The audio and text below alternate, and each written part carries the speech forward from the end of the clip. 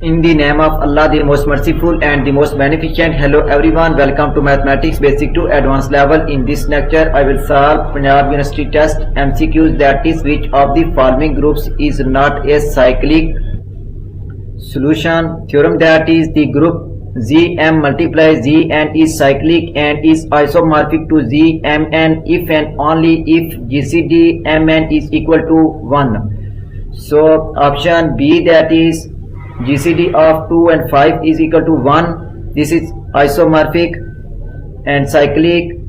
Option C, GCD of 3 and 2 is equal to 1. Option D, GCD of 6 and 7 is equal to 1. Option A, that is, since Z2 multiply Z4 is not cyclic because GCD 2 4 is equal to 2. So option A is correct, which is the required solution. If you like my lecture, then please subscribe, share, like and press bell icon for latest update on my YouTube channel. Thanks for watching my YouTube lecture. Okay, Allah Hafiz.